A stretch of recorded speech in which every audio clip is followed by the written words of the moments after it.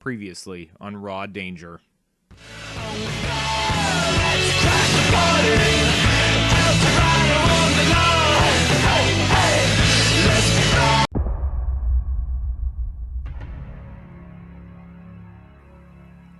Well, hello once again, and welcome back to Nathan Plays Raw Danger. My name is Nathan, and this is Raw Danger for the PlayStation 2. In the previous episode, we started off our story as Isaac Schiller, a taxi cab driver who took a mysterious woman, turning out to be a journalist, all the way into the heart of NorCal Pharmaceuticals. We were raiding the research and development department, and we're going to see what kind of terrible secrets we can uncover about the true nature of the conspiracy behind Geo City. So we resume in this employee locker area deep in the basement of the R&D facility. And we did spot an item here on the floor last time. Let's see what it was. Or what it is. What it continues to be. It's a NorCal keycard, although curiously it says Sintomi Seiyaku on it. Actually, that's probably just laziness on the part of the localizers. I believe Sintomi Seiyaku is probably the name originally in Japanese of this NorCal Pharmaceuticals. Just couldn't be bothered to change the graphic, I guess. She's wondering about where the secret lab is. I think we're kind of in it. I don't know why everything has to be as exciting as secret labs. I don't know if places actually do that, but maybe we'll be fortunate enough to find some sort of a sliding wall, like behind a bookcase, you know, and all that kind of thing. The keycard gives us access to this first room here. Of course, because I keep forgetting that this game doesn't care for contextual actions, you always have to... Like, if you have the card and you hit use on the button, it should automatically use the card, but no. You have to go to the use menu and use card. This brings us into our first area. It looks to be kind of a hydroponics room, perhaps. There's a lot of plants in the middle, as you'll see in a moment, and a few items on the ground, including some rubber gloves, which I decided to leave where they were.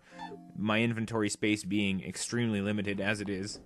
And I like my ski gloves, I'll be honest. What's that? Something else on the ground here, a little hard to see with the foliage in the way, but it's a pair of wading pants. I do have one spot left in my inventory. I did leave it there at the moment, but I did grab it later on, so don't worry. Moving on, you can pass through that lab and then head back around from whence you came. But first stopping off in this little side lab here, which had really nothing too terribly exciting in it. On one side, somebody has thoughtlessly left a can of tomato soup sitting in the middle of the floor. How dangerous. You could slip on that. And on the other side of the room, we have another pointless garbage bag. Perhaps one day I will discover what those garbage bags are for. I mean, I could look it up, but that's no fun. Continuing down the hallway is going to head back towards the save point where we were, but there are these shutters that we can open up to create sort of a shortcut, instead of having to go through the hydroponics lab each time.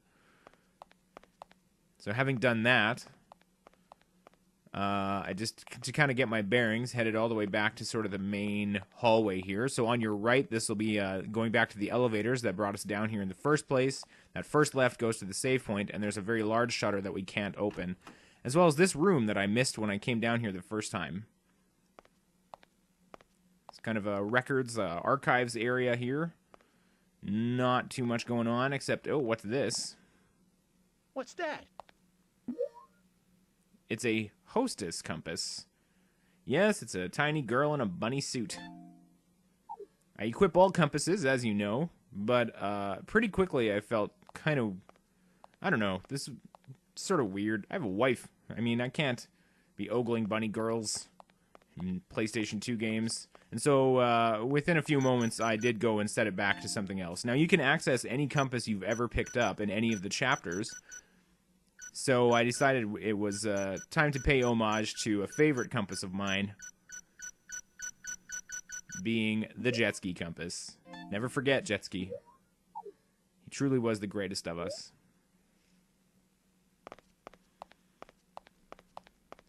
So, heading back around to the area where we could progress further. This is across from hydroponics now, and there's another small lab here. This apparently is not the lab that we're looking for, but there is something on the floor.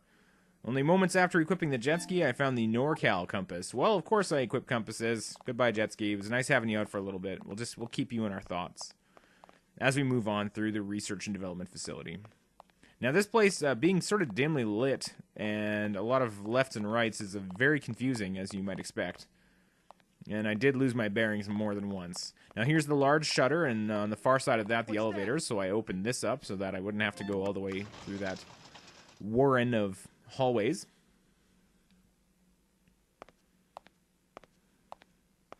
And through this door.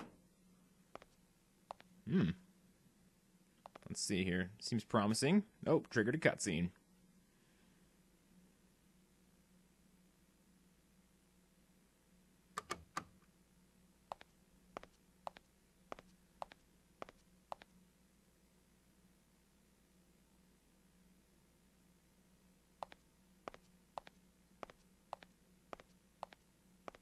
I have to say, these banks of computers kind of remind me of Metal Gear Solid. I'm really hoping no ninjas pop out of nowhere and start yelling at me about the feel of battle or something. What's that? I'm not really able to interact with this terminal, even though it is conspicuously lit up, so let's go see what she's doing in the next room. I should probably take this, too. Here. Put it in your car. She's found some documents that she wants me to put in my car. Secret document. I wonder if it's labeled as such. Like, how do we know it was secret? I decided to try and read it because I love reading secret documents, man. I'm down for that. And it's written using technical terminology that can only be understood by a scientist, unfortunately. Well, no secrets for me today. So I guess I'll head back to the car like she requested after poking around the room a little bit more. I don't know, go put these in the trunk or something. She's counting on me to put them in the car. Alright. Fine. I can tell when I'm not wanted. Maybe there's some other rooms in this facility that I can loot. What's this? But before I'm able to leave... Oh, no!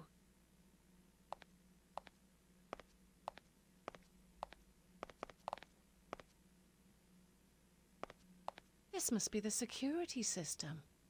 Hey, can you open it from your side?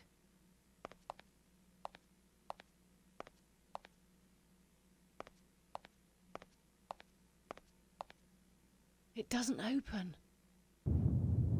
Bugger! Water's coming in. Hey now, language. Do you remember the man dressed in black that we saw at the apartment building? Please, go find him. The man in the black suit? Jaden Bradford. He's an employee here. He can unlock the security system. I can try and add on to her All tab, you have to do is bring Jaden here, right? Yes, please but hurry. I'll do the right thing here. The situation looks pretty time sensitive, and yet she wants me to hop back in my car and go find some guy that might not even be there anymore. But I guess I'll go do that. I took a poke around the corner here, see if there was anything interesting. Not really. There's her situation worsening by the moment. So back to the elevators and back upstairs.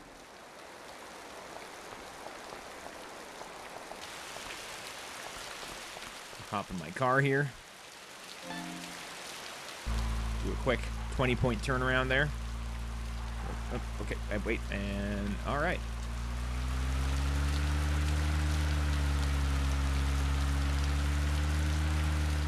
Now it looks as though this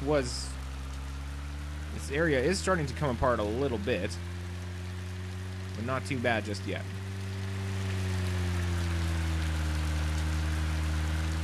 We leave the facility, and one of the road cones goes off on its own adventure. And here we have, for the first time, the area select map. We can go to Downtown Station, we can head back to Discovery Heights, or we can go to Angelina. This is the residential area where I saw Jaden Bradford, says the description. So that seems like the most logical place to begin looking. I have no idea. It's kind of a needle in a haystack situation, to be honest. Maybe I'll get lucky. Now it's dark and flooding has begun in earnest, and so I'm a little bit concerned about how I'm going to even begin looking for this fella. But I decided that getting out, finding a parking spot, and getting out on foot was probably going to be not a terrible idea. So first of all, finding a place to park. Head through these sort of larger puddles that are forming. None of this looks familiar to me at all. Whoop. Physics. Most of the side roads are blocked off. So at random, I decided to turn down this sort of a... Maybe this is just a pedestrian area, I don't know, but nobody around. Up ahead, yes, a parking area. But unfortunately, nothing appears to be vacant. There's no symbol that says I can park anywhere. So these are all taken, I guess?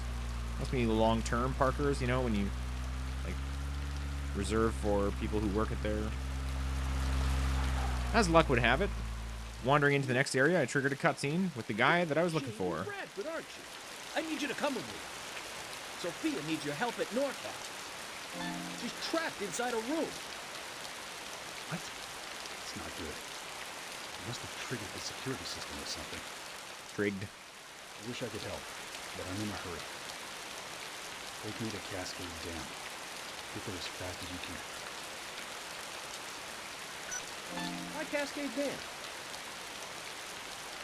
Sorry. Whoa. I've wasted enough time. I'll tell you in the car.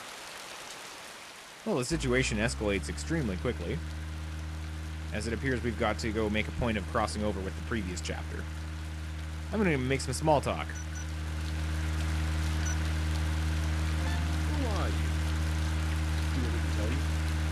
I work for Norfolk Pharmaceutical. Why do you carry a gun? Best person knows what you can tell.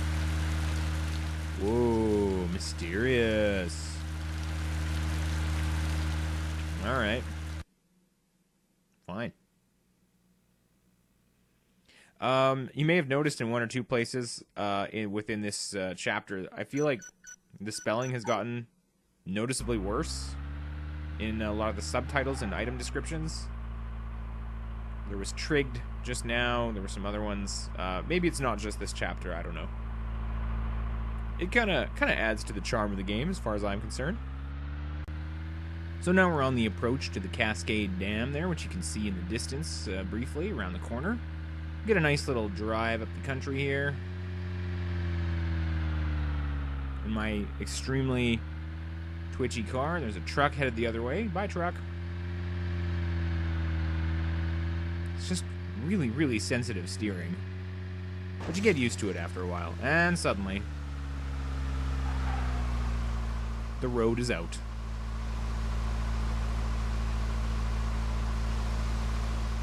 So I began to backtrack a little bit, not realizing that the way was actually right behind me there through the trees.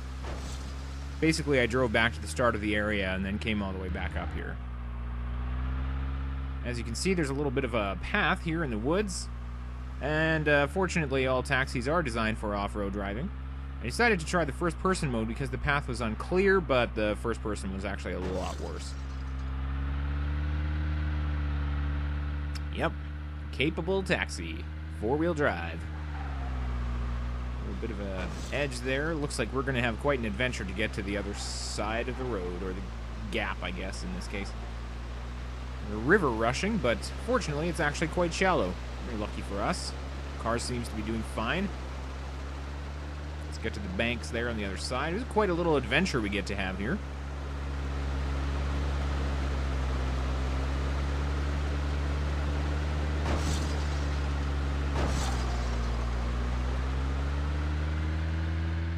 Catch some air. Pretty rad.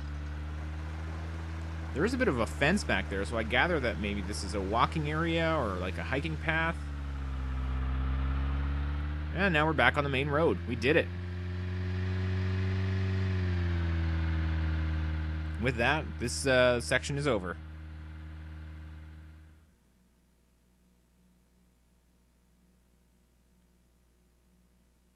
How ominous.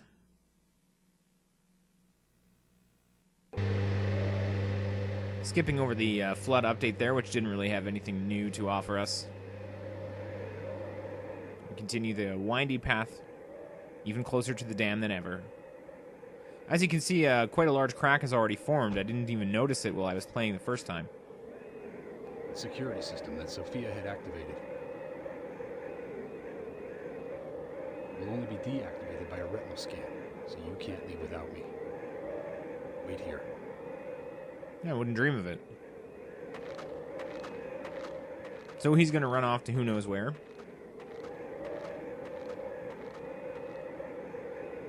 Huh? I'm running out of gas. Is there any place I can find some gas? Suddenly, I sense that the vehicle is low on fuel. So I'm going to head in after him.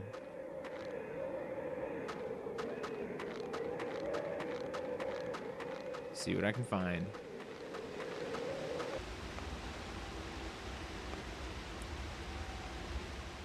For all the hurrying we were doing, Jaden's apparently just standing here, staring out the window. First aid kit there, but unfortunately my inventory is full at the moment. Head downstairs and sort of a tank thing there, an item behind the stairs, and a survival point. Handy. Seeing as we know that these serve as sort of quick saves, even if you don't do a full save, it's wise to warm up at this one. And then it was time to try and get that thing behind the stairs. What is that? What's that?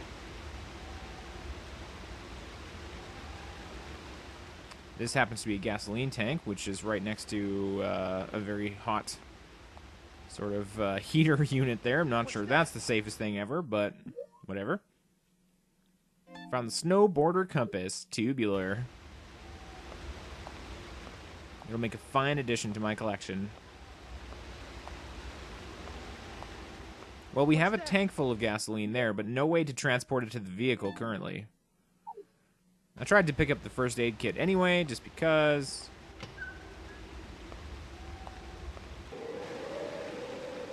So we're going to get ahead of old Jaden there and see if we can't find some sort of a container. Upwards, there's a lot of dramas, so let's start by going downstairs. I don't want to run into any knife-wielding psychos around here. Or suspected murderers, for that matter.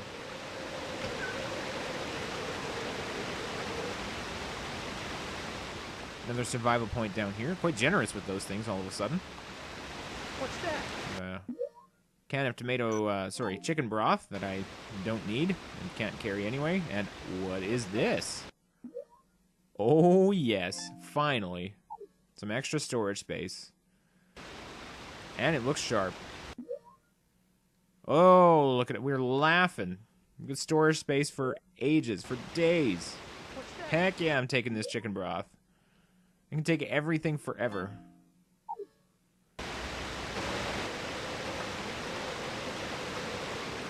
With that exciting new development, we head across the way here to the other station, past the recycle bin there.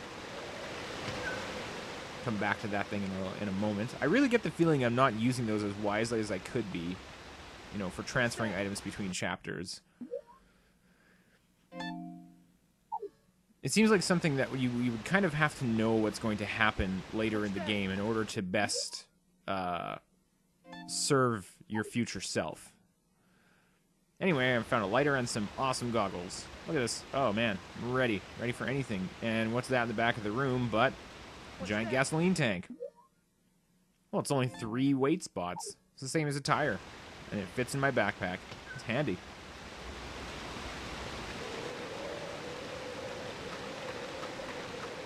Out this door is not much in particular, just a locked set of stairs that head down to the area where Amber and Aiden and I will show up in just a few moments, I expect. And so I headed back through and accessed the recycle bin to drop off the chicken broth as well as the lighter. Who knows? Maybe future me will need some light. And I have 2 anyway. Then it was time to head back upstairs, back towards that gasoline tank, fill it up, and go see if we can get the car up and running again.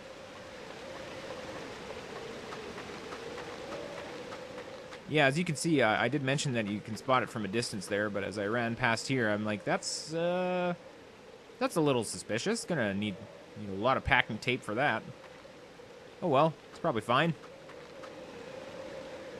But alas.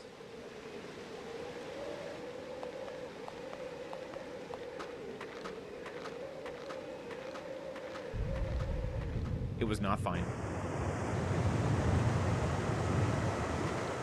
And there you can see Amber heading up through the mist just behind him. Isaac takes all these things in stride. That was really close. Oh yeah, I'm taking that first aid kit. Scoop it up.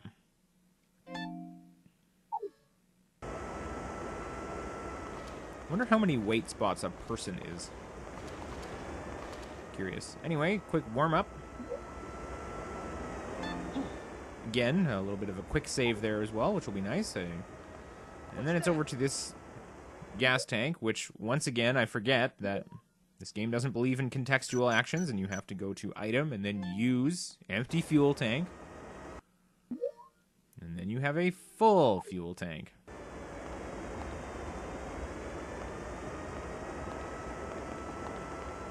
So it's back to the cab for me. Unfortunately, things get somewhat complicated. I take a little bit of a nap. No, we're fine. But this situation has gotten infinitely more precarious. Every time it rumbles with a little more intensity, I try to grab to make sure I don't fall off or do something stupid. Somehow I did not get wet, despite being basically within that fountain.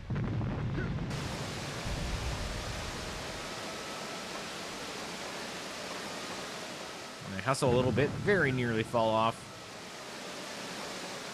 But in the end, we make it across safely, and not a moment too soon.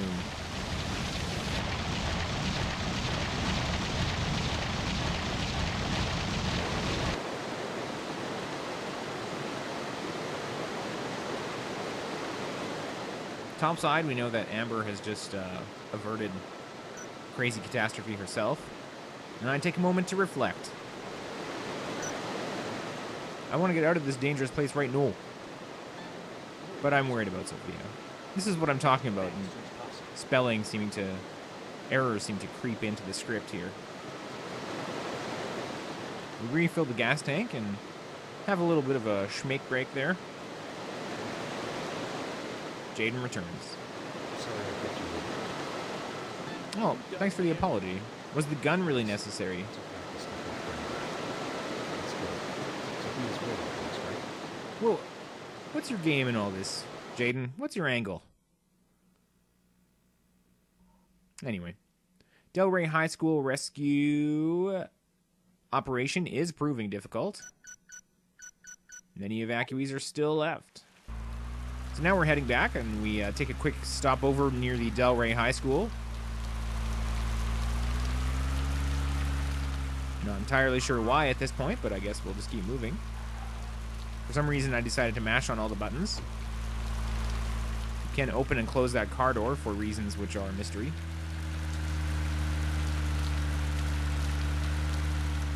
And the road here has already begun to wash out, and things have gotten a little bit out of hand. But we're going to navigate as best as we can. When suddenly, time to go. I smashed into that thing and was consumed by the floodwaters. You may have also noticed some characters running across the way there. I expect that'll be us in the future. Not 100% sure, but I feel like it will be. Second attempt, I made it a little bit further. Don't hit the people, don't hit the people. I almost did. Turns out you can go through the bushes, but then I hit some bollards and wiped out anyway. Third try. Third time's the charm. Don't hit the people. To the right of the stairs. And there's the way out. Nailed it. And that was that whole segment. It was like a minute if you do it right. And seems kind of pointless in retrospect. Now we're going to be back at NorCal Pharmaceutical. As you can see, the flooding situation around the city has gotten pretty dire. Again.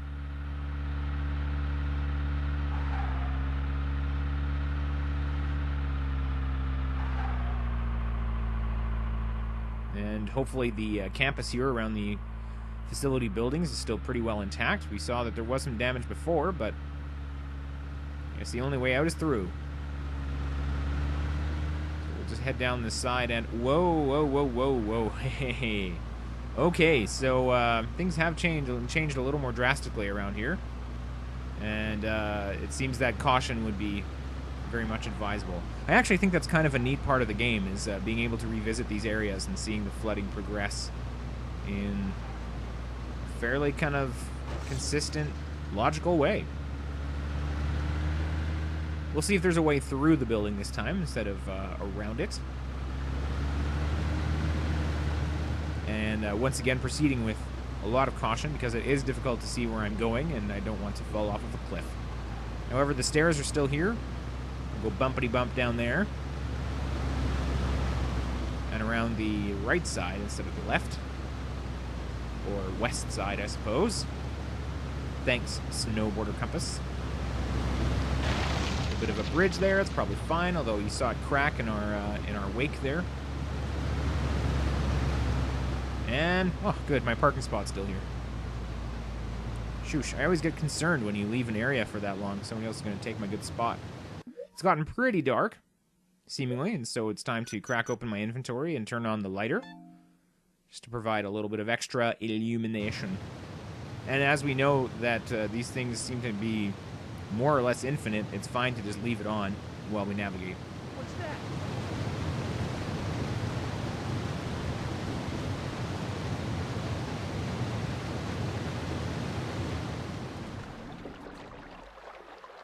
So immediately you can see that water has begun entering the facility. It is about ankle deep at this point.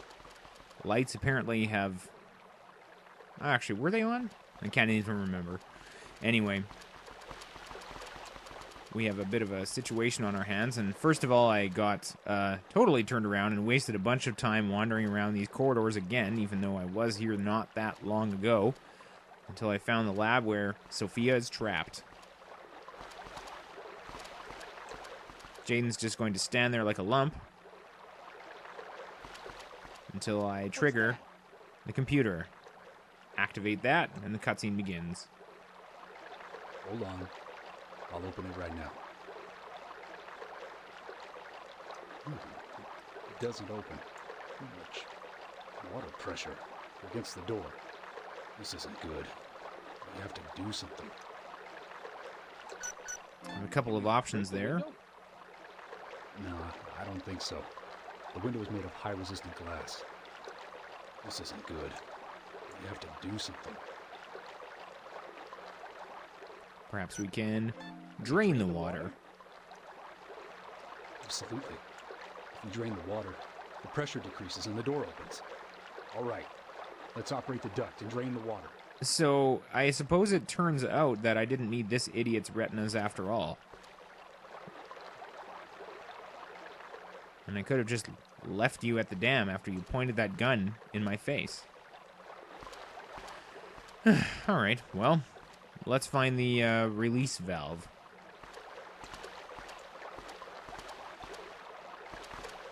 Not 100% sure what I'm looking for at this point. Perhaps it's this thing? No, apparently not. Maybe it's around the way back here. We did see sort of a cabinet on the wall earlier. Green light there. Seems promising. The game, for whatever reason, makes me guess at what it might be. So let's operate the switches. There's a great big lever here. It's got to be good, right?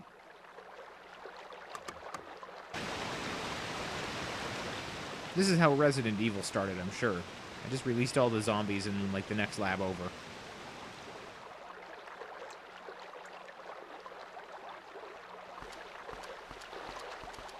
So back to the lab. The drain seems to have worked. Sophia's okay. Thank God. What took you guys so long? Back to her old sarcastic self. Well, thank you. We have to get out of here now. Let's go.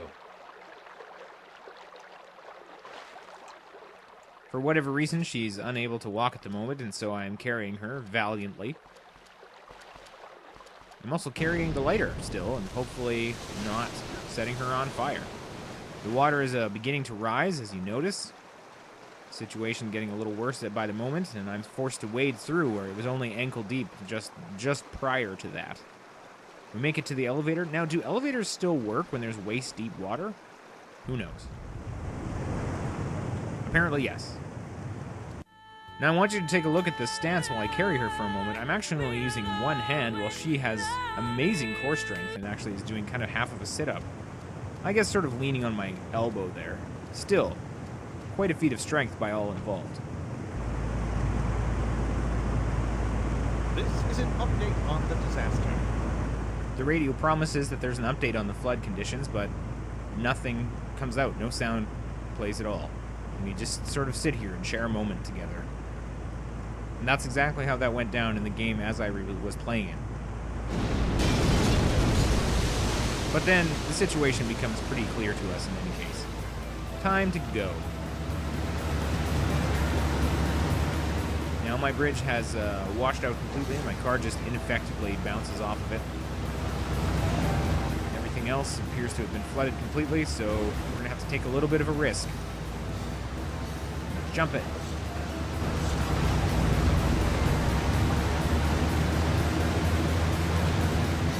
Head back up through the building. Go out the way we came in. Except, oh no. Fortunately, we know from our early experimentation that we can climb up these stairs very easily.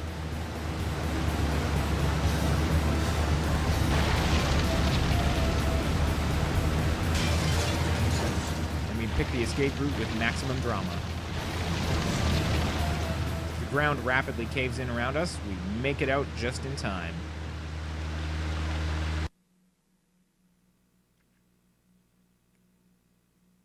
Another flood watch. Delray Station is expected to have heavy flooding immediate. Evacuation is advised. Oh, I see. Oh, heavy flooding, period. Immediate evacuation.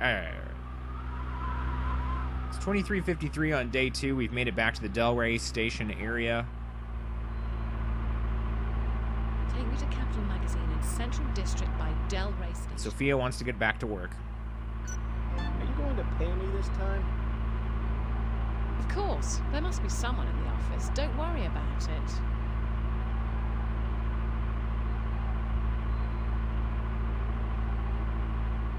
Now, once again, I'm back in control of the vehicle. I'm not really certain of where I'm going, but there's a parking spot nearby, so that one seems as good as any.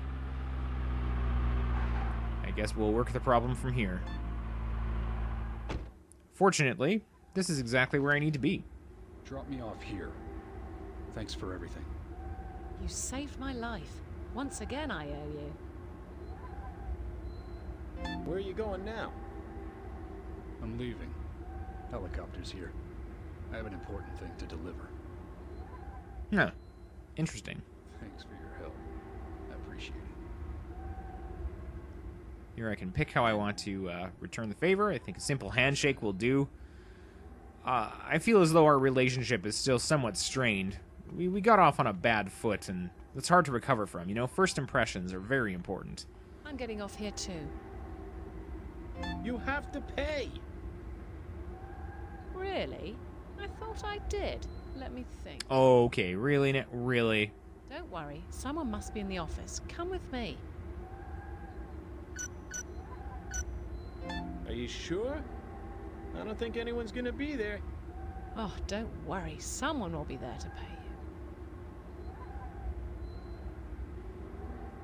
I feel like I'm past a certain point where our relationship is such that I really don't have to be terribly polite with her any longer after all we've been through, and I'm starting to get more direct in my questioning about where my money's at. Anyone there?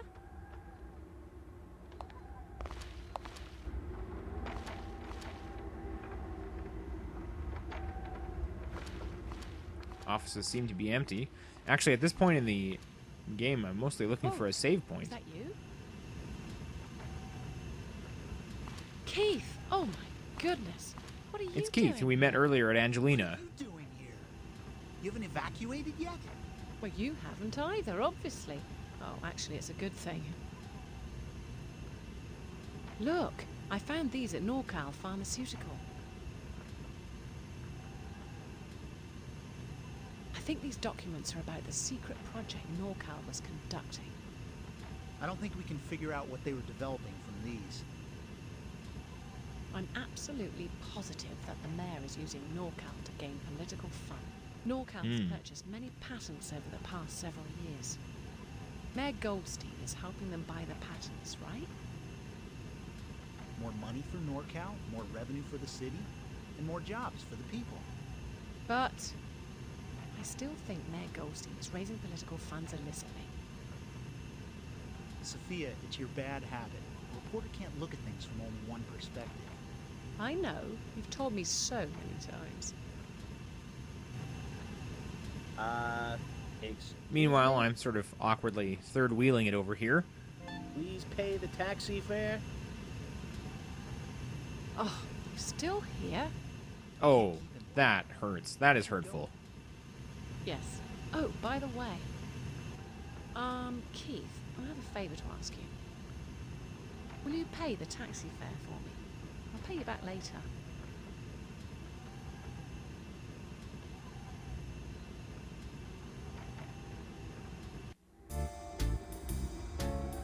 Hey. Take me outside the city. At this point, I can pretty much call her bluff immediately, which I do. Don't worry. Someone will pay you once we get there. Yeah, we've heard that one before. Okay then, let's go. And then, somewhat unexpectedly, that turns out to be the end of our chapter. Isaac and Sophia leave together. Camera cranes upward as we move to the recap.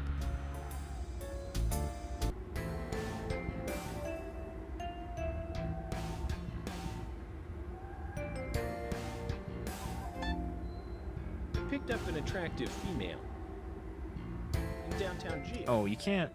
She didn't have any money. That's just, your description just sounds creepy. I'm sorry.